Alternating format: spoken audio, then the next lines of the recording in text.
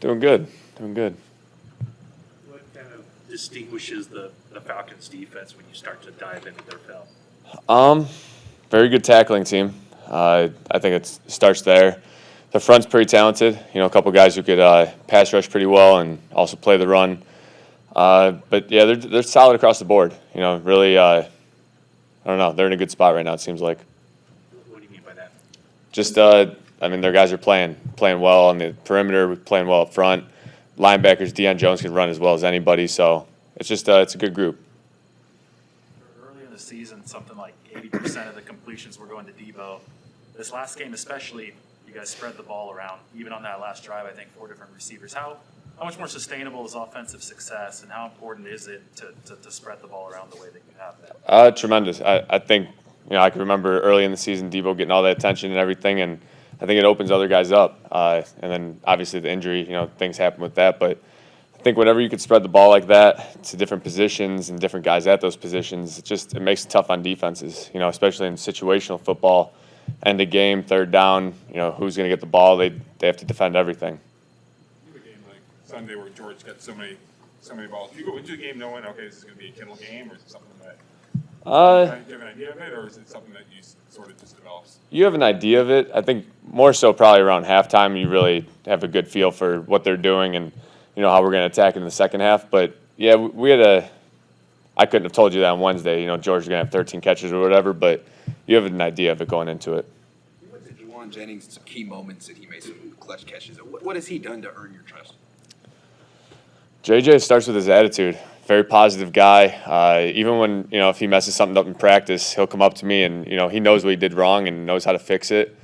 When a receiver can do that with a quarterback, you gain trust with each other. He gains it with me and vice versa. And he's just done that day in and day out. He really didn't have a ton of opportunities early on, and now he's getting his chance. When the ball's thrown his way, the dude makes plays. After the Arizona game, you said that you guys felt like your backs were up against the wall and it helped you kind of lock in. How has that kind of carried forward into maybe as you go down the stretch here and trace the playoffs? I'd really put us into I don't want to call it playoff mindset back then, but for a little while now we've been in a playoff mindset. Just the way we prepare, you can feel it in the locker room, you can feel it on the practice field. It's just I don't know, that little bit of extra pressure, motivation, whatever you want to call it, just helps guys lock in a little better. A lot of teams around the league are dealing with COVID outbreaks, and it seems like the league's ramping up stuff again. Has that been addressed with you guys, and how have you guys avoided a lot of this season? A little bit of luck. Guys, I don't know, just it's really about, putting the team first. When you're away from the facility, all those things that you do, they come back to bite you in the butt, on the back end. But I think guys realize what type of opportunity we have this year. I think coming down the stretch especially, things are starting to get, pretty serious now. And it's just, I don't know, we got a good group of guys, and when we're all on the same page like this, it makes for a good thing. A lot of examples this year, particularly recently, your big moments and kind of big drives. You've done pretty well. It hasn't always worked out like Seattle. As a quarterback, emotionally, do you feel like, are there nerves? Do you have a sense of calmness? Or what are your emotions like when okay, you have to score a touchdown? There's definitely a lot of emotion, especially this past one, just the way that they came back and everything, scored at the end there. But yeah, I don't know, I always catch myself just trying to calm down and just let things happen as they may. I don't know, it's you feel all of the energy around you, everyone, going nuts and everything, but as the quarterback, you kind of just have to be in the middle of everything, kind of be the eye of the storm and just be right there. I don't know, there's really no secret to it. It's just got to simplify it and go play football, really. Is that something you learned through experience? I mean, your first couple times, are you kind of internally freaking out or not? I'd say back in maybe high school, college, something like that. As a quarterback, you progress, since you start playing, and I don't know, the more you get put in those situations, you just get more and more used to them, I guess I could say. And I don't know, I'm trying to think of a little secret or something, but there's really no secret to it. You just got to go play. As a group, the offense really struggled in the second half for most of the second half, and then as a group, you just flipped the switch in overtime. What is it about this? Is it just that you've been in this position before? Yeah, kind of what I was saying, just the experience. Even 2 years ago, we were in a lot of those same situations. Just when it comes down to it, at that end of the game, you got one drive. I don't know, there is a calmness, I guess you could say, of just looking in the huddle, looking at each other's eyes, and there's a good feeling to it. Jimmy, bear with me on this. I have to ask you a New Year's Eve question. Do you have, and let's just pretend it's the All right. 31st. Do you have any hopes and wishes for the new year? Oh, jeez. Hoping to get through this year first, but I don't know. You're catching me off guard with that one. I don't know. Hopefully have a happy, healthy year. I don't know, something like that. That's so cliche, but sorry, yeah. George was talking about how hard the turf was, and then you'll have a couple practice, you'll have a practice day off to kind of heal up, and you'll have other guys that do that. Kyle was mentioning that you get the 2 games in 10 days, so things will be changed. As a quarterback, you really don't get those days off like other positions do. What's the key to you to bouncing back? I mean, you got sacked a decent amount of times in that game. It was an overtime game. Was it a rough Monday? We've had rougher Mondays. I'll say that. I don't know. It's just football. You got to get back to it. I think this time of year, everyone's dealing with something. Whether it's on the injury report or not, guys, everyone's dealing with something.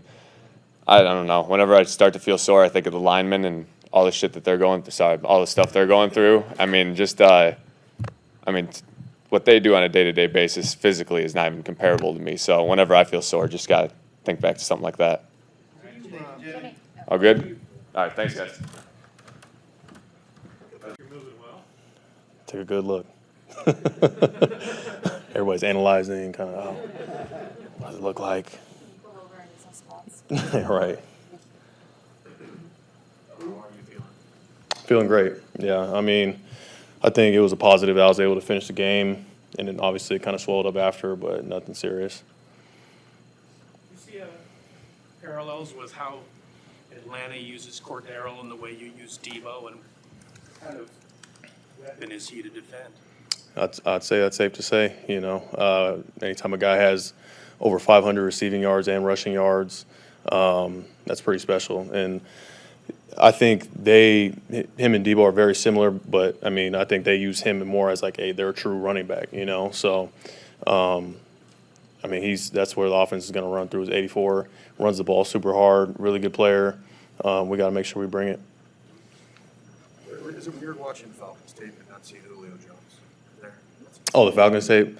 Yeah. I mean, they're missing a couple of their big targets. I think that's why they're using Patterson the way they are. They got Kyle Pitts now, and they're relying on him heavy to be the playmaker for them. So it is a little weird not seeing Julio out there though, for sure. Its responsibility will you and the linebackers have on Sunday? Same as any week. I'd say, we're asked to be on the tight end for sure throughout a game in certain situations. I don't think that'll change. Jimmy Moore does too sometimes, right? Jimmy seems to really enjoy that. Yeah, you see he takes pride in his locking down tight ends. So this is another week to prove that. You guys are rolling pretty good in 2019, and the Falcons came here. Is that something that sticks with you a little bit? That's funny. I did think about that earlier, but this is a whole new team on both sides. Whole new team for us, whole new team for them. Obviously they're coming into our place again. We got to make sure that they're having a pretty good year. I feel like they're still winning games, and they're kind of where we're at, and we just got to make sure we come out and we're on top of it. Because it's going to be a battle out there. With D4, Kyle said he wouldn't be able to play again this season. How is he? Obviously, it's been a brutal 2 seasons for him. How has he dealt with that behind the scenes? It's tough, as a competitor, you want to be out there, especially with that kind of injury. That anytime you're dealing with something with the back, that's tough. I think he's been trying his hardest to get out there. It just hasn't worked out. It's had those setbacks, and we miss him out there for sure. Actually, this morning, the NFL announced international markets for specific NFL teams. One of them being the 49ers was assigned to Mexico. What are your thoughts on the possibility of playing in Mexico, potentially having a training camp, or just being able to go out there and meet your fans? I mean, that sounds great. Having that heritage in my background, that'd be awesome. I think anytime we get to go outside of the country and play play the sport that we love. That's a pretty unique opportunity, and to be able to meet those fans would be really cool. Have you witnessed George Kittle doing his balance beam routine in the locker room? Yeah, we actually have one set up in the weight room. You know, guys get on it and we'll challenge one another, see who can like go backwards, forward, sideways on it. But yeah, I think George was one who introduced it. He would carry it around. It's like his mini one that he brought during like training camp, OTAs, trying to improve that foot strength from the injury he had last year, and obviously it's paying off a little bit. You take part in it too. I try, yeah. Who's the balance beam champion? I'd probably say myself. Jimmy was talking about being in pressure situations in a drive, and he can't explain it. You just have to go through the experiences. What do you see about his presence in tough situations and being calm and leading the offense? Jimmy Garoppolo, I'm assuming, yeah. No, I mean, he's as cool as they come. You know, he's even keeled throughout the entire game. I wouldn't say he gets too high or too low. You know, and I think that's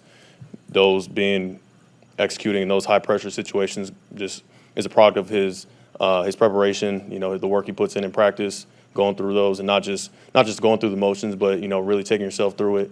And you kind of got to visualize in those moments, like, okay, like this is game on the line. So when you're in that moment, it's not too big. You've been there already in your mind, and so you know, he's continued to do that for us, and we're going to need it. He's already had a pretty healthy respect for him, anyway, for Jimmy. But just curious if you know that when the guy that's drafted to kind of take his place, and then to see the way he's playing and the way he's conducted himself the last several weeks, especially, do you even have more respect for him now? I mean, yeah, you have to. I mean, a guy who has been counted out the entire time he's been here, probably other than the year he came in, he's stepped up, and that's the sign of a true competitor when all odds are against you and you're able to kind of rise to the occasion and continue to play at a high level. That's as impressive as it comes. So he's doing a heck of a job for us. Cool. Thanks, guys. Hey, Faithful, don't forget to click here to subscribe to our YouTube.